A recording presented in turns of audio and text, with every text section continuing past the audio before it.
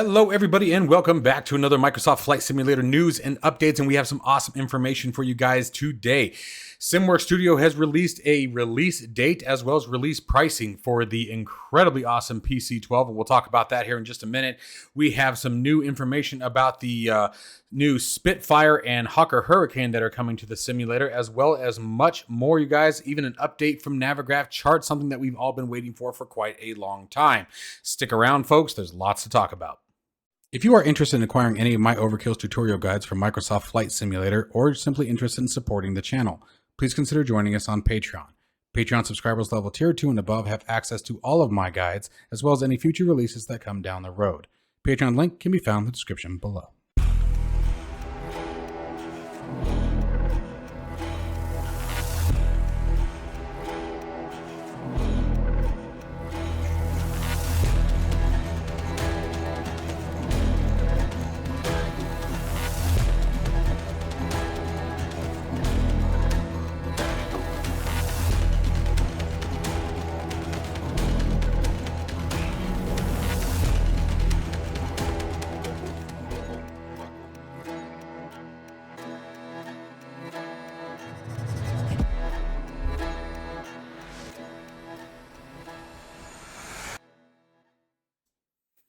All right, you guys, so first up, coming right out of the gate, my favorite Simworks Studios, the PC12. I told you guys it was going to be soon, and that was just about a month ago now, and guess what? The time has come.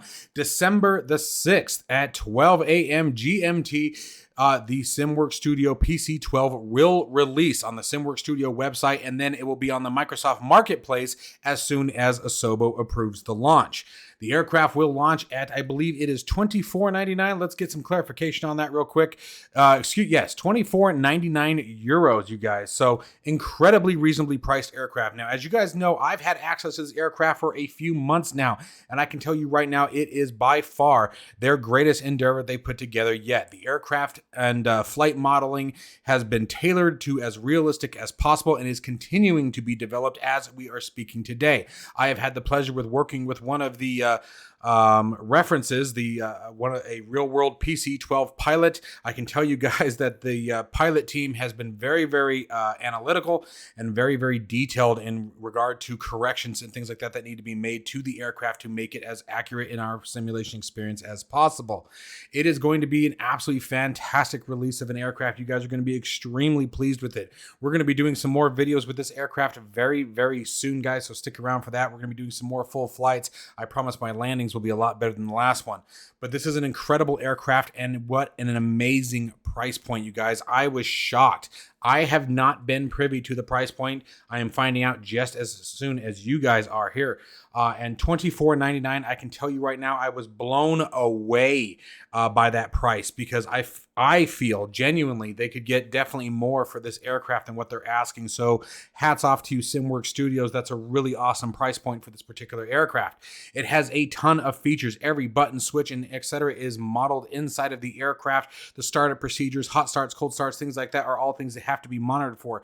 Now, yes and no to that. I need to back up a little bit. Failures are something that is going to be coming to the aircraft later on as an add-on package for those of you who wish to have that experience. So $24.99 is the base price, and then later on, when failures are introduced, it will be as an add-on package to the aircraft.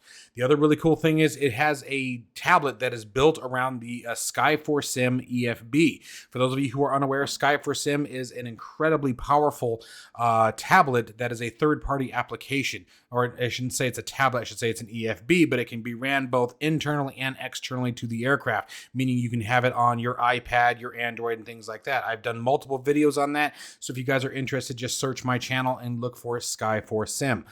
Incredibly powerful tool, highly recommend it.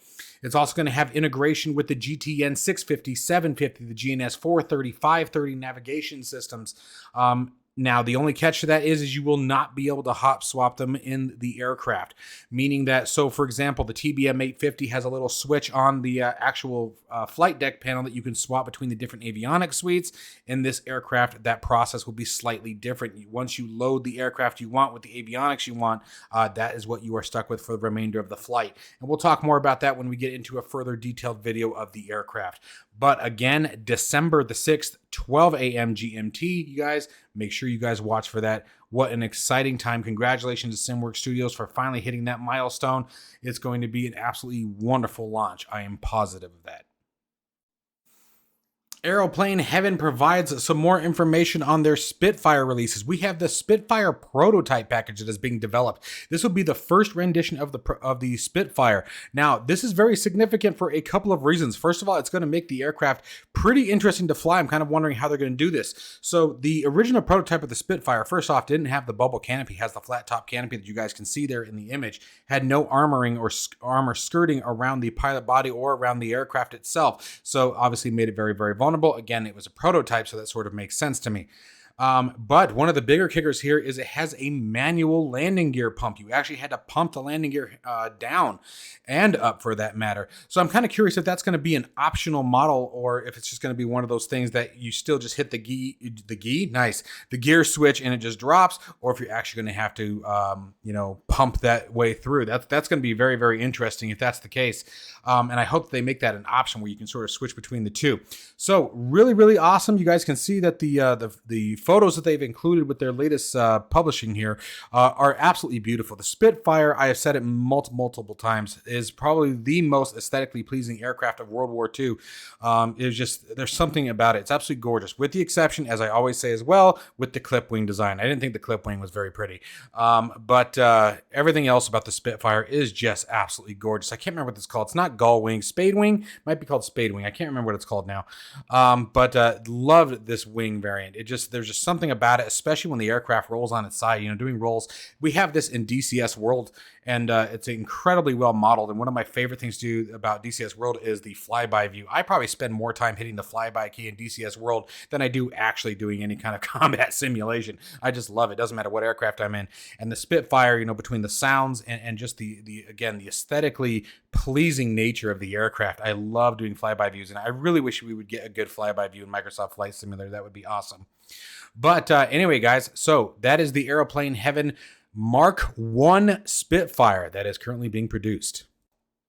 A real quick update from Aeroplane Heaven in regards to the Hawker Hurricane. They've added a few more images, you guys. The aircraft looks absolutely stunning. This is going to be another really great tag along with the Spitfire. I think this is going to be a fun one to see, flying in formation, flying with a buddy.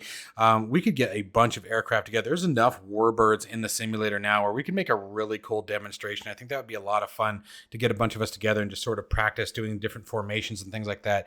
We could do some really cool scenery with it and cinematics with that. Again, we have enough aircraft enough high quality aircraft. I think this would be really cool. So again, here they just added a few more images, you guys, showing the development of the Hawker Hurricane, looking absolutely beautiful, right up there with their Spitfire. I think they're going to go hand in hand, as I stated, very, very well together. So again, that was just a quick update showing you guys some of the progress they've made to the texturing and the modeling. Let's cross our fingers that hopefully we get a release soon. Watch out, Sky Chasers, as Red Wing has released their trailer for the Hindenburg. Yes, guys, none other than the Zeppelin itself, you guys. LZ-129. The famous Hindenburg, I should say infamous. This is an interesting take, and I want you guys to sort of watch some of this footage, as it is very, very interesting. Let me bring that up just a little bit. There we go. So you guys can see a bit better. This is very, very interesting. They've added a whole bunch of AI features, a whole bunch of internal operation that you can sort of navigate around through the cabin as it flies. I'm really kind of curious to see what the flight experience about this is going to be like with this. I'm going to purchase this simply out of curiosity.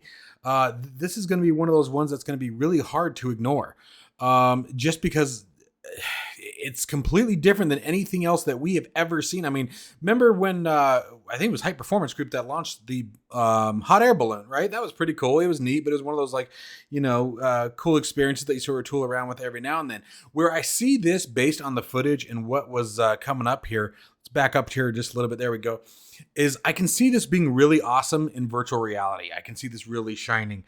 The textures are sort of, you guys can sort of see they've gone really trying to add that nostalgic look to it. I think putting a lot of the animations they put into it has to be pretty difficult to do. So this one is really, really boggling the mind, if you will. Let me know what you guys think. What do you guys think about a Zeppelin in Microsoft Flight Simulator and what that experience is going to be like? Talk about it down below, guys, and I'll be sure to chime in. A real quick update out of the house of PMDG, you guys, for you Xbox users and marketplace users, the EFB or Universal Flight Tablet that they created for their Boeing lineup of aircraft is finally hitting the marketplace. Therefore, Xbox users, you will have access to it as well as anyone else using the marketplace version of the aircraft. So wanted you guys to know that is supposed to be coming this week, you guys, if it is not out already. I don't believe it is hit yet, but it is on its way. So make sure you guys keep an eye out for those updates. And lastly, some amazing news out of Navigraph, you guys. They have finally added the VFR sectionals to Navigraph charts. So those of us who are interested in the VFR flight planning and need access to those sectionals for any kind of airspace restrictions, altitude restrictions, obstacles, things like that, these are all now going to be available with inside of Navigraph charts. Doesn't matter what device you're using it on, whether it's integrated with the aircraft or on a separate tablet, you guys, you're going to have the VFR charts and sectionals available to you guys. So wanted you guys to have that real quick update. As always, my friends, I hope you guys found this video to be useful. Let me know what you guys think and anything that you'd like to hear about down below. Stay safe and healthy, and I will see you in the next one.